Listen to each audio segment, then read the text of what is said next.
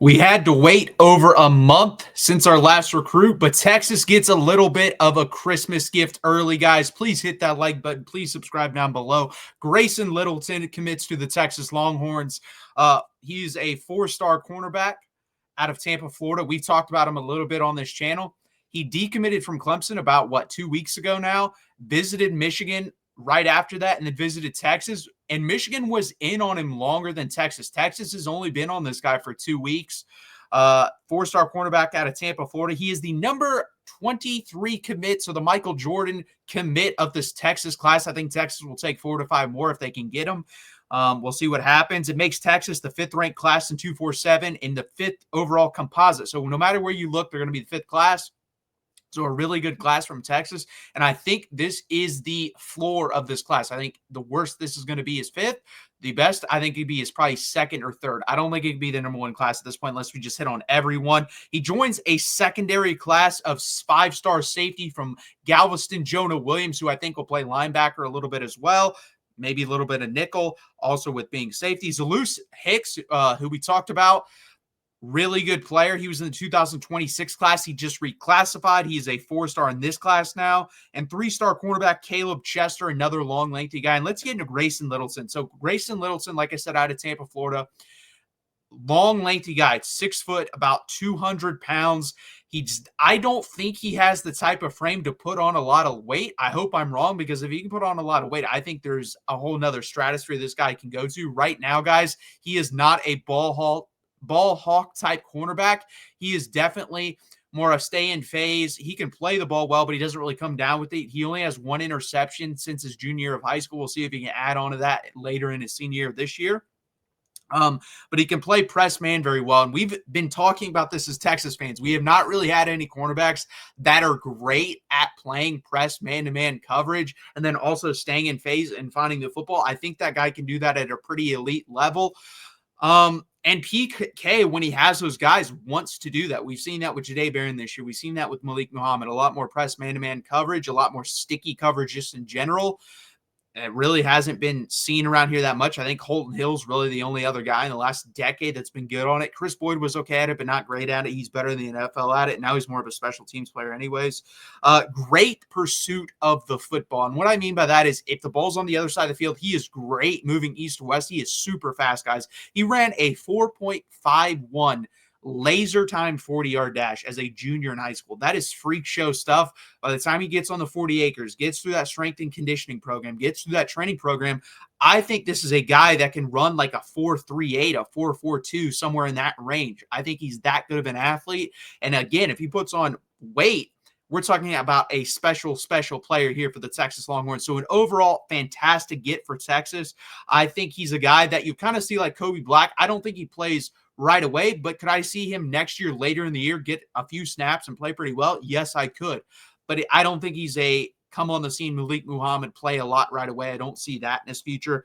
But from the horse's mouth, this guy said on Twitter, he loved the culture at Texas. And guys, I love when that's one of the first things I hear from a recruit, because Steve Sarkisian has built this culture. He's not going to bring in guys to tear down this culture. We've talked about that too, bringing in the wrong type of people that could tear down this culture very quickly from the inside. He's not one of those kids. From everything you see and read about this guy, he's a fantastic human being. I think he's going to fit right in well to the Texas culture, and we're proud to have him here on the 40 acres.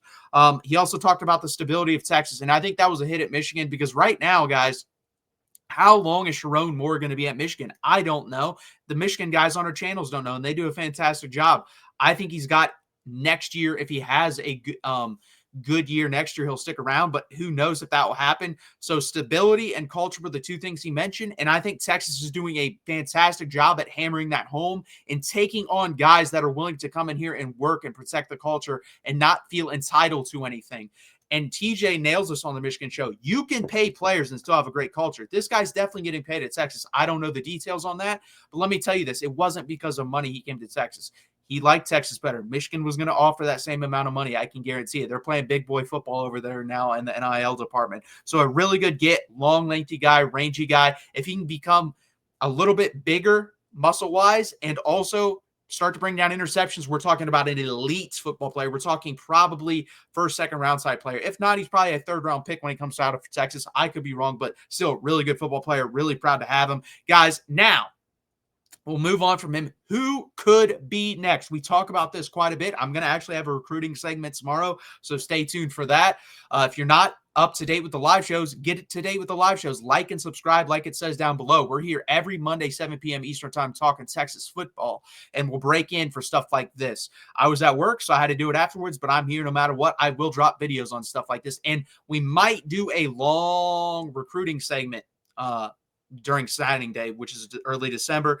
Now, who could come next? Javion Hilson is one of those names being floated around. Obviously, we've been talking about him for about 3 months, and the longer it goes, I actually feel worse about Texas's chances. Right now, I'd say Texas A&M has a slight advantage, but I still believe, guys, whoever wins that game on November 30th gets Javion Hilson's services, so it becomes a bigger game if that's even possible. So that's going to be very interesting. The guy that I think could be up next for Texas is Michael Terry III. We've been talking about him for a while from Alamo Heights. The guy that's a freak show of an athlete, could play wide receiver, could play tight end, could play H-back, could play running back. He could play it all over, and that's the way Texas has said to want to utilize him. That's what they've communicated to him. Steve Sarkisian's had meetings with him. Tashard Choice has had meetings with him. I think he could be a fantastic weapon for Texas in this offense. I think Steve Sarkisian would do a fantastic job utilizing him. It's going to come down to Texas, Nebraska, or Oregon. I think it really comes down to Texas or Nebraska. And I expect a commitment around Thanksgiving. That is my guess on this. If not, then you'll see it early signing day. Right now, I give Texas the advantage here.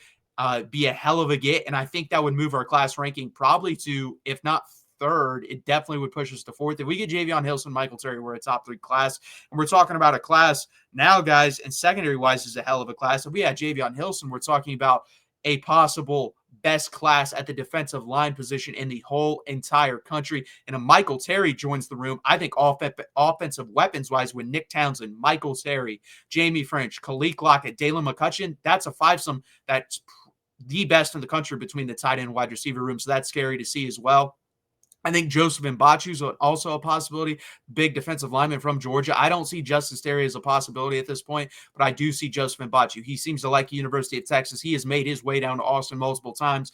I do believe if we land anyone out of the Peach State, it will not be Kevin Wynn. It will not be Justice Terry. It will be big Joseph Mbachu. So those are the next 3 I see that could come to Texas, barring some miracle like this. Guys, 2 weeks ago, no one was talking about this guy. No one thought it could happen. Then he decommits, Texas offers, and we're hot on the trail. And in 2 weeks, he's already committed to the University of Texas, and he'll be signing with Texas early signing day. So again, guys, please hit that like button. Please subscribe down below. Give me a follow right there on X or Twitter, whatever you prefer to call it. Again, Monday, 7 p.m. Eastern time. I am here live breaking it down for you guys. I really appreciate it. Hook 'em, guys.